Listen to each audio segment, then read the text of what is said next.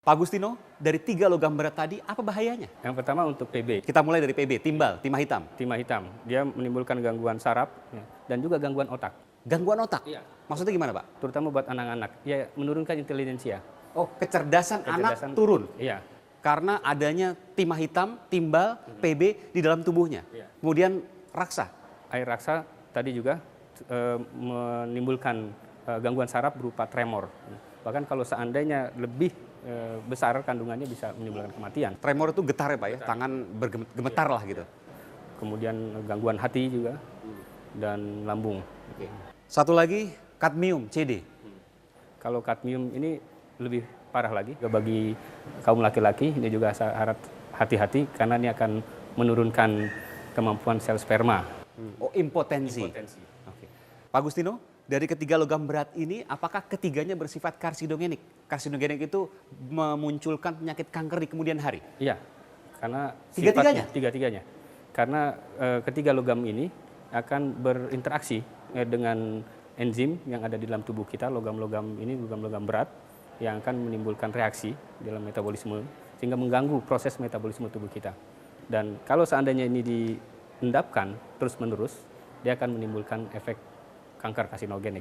Dari mana logam-logam ini ada di sungai di Jakarta? Kan kalau kita lihat sekarang, kalau bahan bakar misalnya, bahan bakar sudah tanpa timbal. Artinya asap kendaraan bermotor juga tanpa timbal dong harusnya. Kok bisa ada timbal, bisa ada merkuri, raksa, bisa ada kadmium di sungai-sungai di Jakarta? Untuk timbal, itu banyak sekali industri-industri yang masih menggunakan baterai, aki juga. Oh, baterai aki masih mengandung timbal? Aki masih mengandung Aki mobil timbal. ya? Aki mobil mengandung timbal itu juga. Kemudian kalau kadmium baterai, Baterai kering? baterai kering itu mengandung kadmium. Sementara merkuri ini juga memang masih banyak digunakan dalam proses pengolahan emas. Pengolahan emas maksudnya kalau di Jakarta kan kita berpikir pengolahan emas itu kan ada di tambang-tambang emas. Tapi ke Jakarta nggak ada tambang emas. Kalaupun ada ya mungkin dari material-material seperti cat gitu ya, atau Cat ada, masih ada merkurinya? Ada timbalnya juga, merkurinya juga yang untuk warnanya itu. Oh, oke. Tapi itu sangat kecil sekali. Sekarang ini sudah tidak diperbolehkan ada logam berat di dalam industri warna gitu. Meskipun faktanya ada raksa atau merkuri di sungai di Jakarta meskipun konsentrasinya kecil, Iya, tapi ada. Dan itu ketika dikonsumsi terus-menerus termasuk ke 2 logam lainnya, PB, timbal, dan juga kadmium akan berbahaya bagi tubuh. Iya. Baik. Ada PB, timah hitam, ada merkuri, ada kadmium. Apakah kemudian ini layak untuk dikonsumsi? Ya, tentu tidak. Tidak layak dikonsumsi, Tidak Pak? lagi dikonsumsi karena logam Walaupun berat. misalnya cuma sedikit-sedikit, jarang? Ya, menurut saya kalau seandainya kita continue melakukan, misalnya seminggu sekali makan yang seperti itu, Somai Ya, misalnya, somai, pempek yang mengandung ikan sapu-sapu Ya. yang berasal dari sungai ya, itu? akan mengalami penimbunan di dalam tubuh kita. Dan inilah yang akan menyebabkan karsinogenik itu. Oh, bahkan hanya memakan satu porsi seminggu sekali, satu porsi yang wajar tentunya, itu akan menimbun di dalam tubuh kita dan akan menyebabkan kanker di kemudian hari. Iya, jika memang itu mengandung logam-logam berat tadi. Jadi ya kalaupun amannya ya dikurangi mungkin 1 bulan sekali, oke boleh lah. Tapi sebaiknya ya ditinggalkan. Bahkan makan satu porsi 1 bulan sekalipun masih punya resiko. Misalnya punya risiko. Apalagi lebih dari itu. Logam-logam berat ini mudah sekali berinteraksi dengan enzim yang ada di dalam tubuh kita, protein dan sebagainya, mengikat dan mematikan enzim-enzim yang bekerja seharusnya untuk metabolisme tubuh kita. Baik. Terima kasih Pak Dr. Agustino Zulis, peneliti dari Laboratorium Kimia Universitas Indonesia. Terima kasih telah memberikan informasi di program ini. Terima kasih.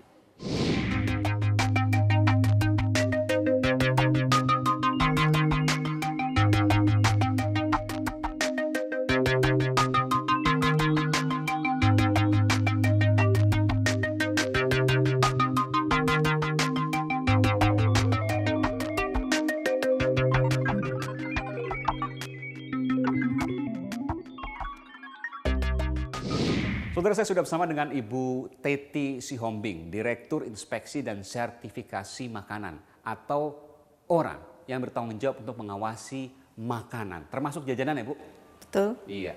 Ibu pejabat yang mengawasi makanan, termasuk jajanan, termasuk yang ini Bu? Ya. Ini contoh-contohnya ini Pak. Ini contoh-contohnya. Ini yang selama ini kita dengar di televisi. Ada kerupuk, mie basah, tahu. dan lain sebagainya. Betul. Ini kan semua makanan kita seperti biasa ya. Hampir semua orang mengkonsumsi makanan-makanan seperti ini. Iya, ini ada cilok juga Bu, sama bakso Bu. Betul. Kerupuk, Dari Sabang sampai Merauke Iya. kayaknya kenal nih makanan seperti ini. kon ice cream ya. Iya, betul. Bagaimana mengawasi makanan jajanan yang begitu banyak? Kalau jajanan seperti ini, kita bagi tugas. Jadi dengan Pemda. Pemda itu mempunyai kewenangan dan tanggung jawab untuk melakukan pengamanan terhadap produk-produk seperti Di bawah ini. koordinasi Badan POM. Ya, di bawah koordinasi. Dalam hal ini kami mendidik yang namanya tenaga District Food Inspector. Jadi inspektur untuk di lapangan. Kita mendidik juga penyuluh keamanan pangan.